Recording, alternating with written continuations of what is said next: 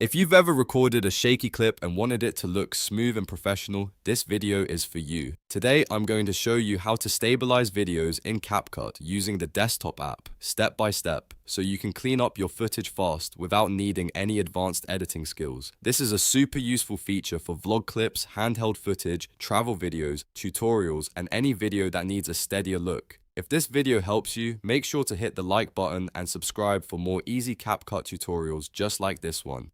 Alright, let's jump in. First, open CapCut on your desktop and start a new project if you haven't already. Once your project is open, import the video file you want to stabilize. You can usually do this by dragging the file into your media area or directly into the project.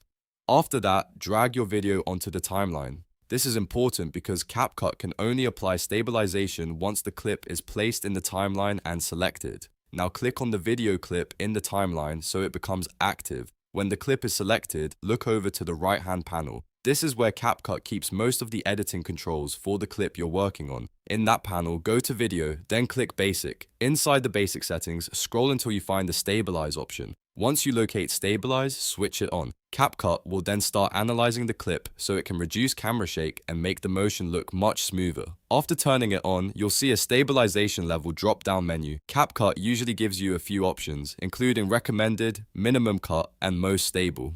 If you want a balanced result, Recommended is a great place to start because it gives you good stabilization without being too aggressive. If you want to preserve more of the original motion and avoid too much cropping or warping, choose Minimum Cut. If your footage is very shaky and you want the strongest smoothing effect possible, choose Most Stable. Keep in mind that stronger stabilization can sometimes crop the frame a little more, so it's always a good idea to test the result and see which option looks best for your clip. After selecting your stabilization level, give CapCut a moment to process the video. Depending on the length and quality of your clip, this may take a little time. Once it's finished, play back the footage and watch how much smoother it looks. If the movement still feels too shaky, you can go back and try a stronger setting. If it looks too cropped or unnatural, switch to a lighter option and compare the result again.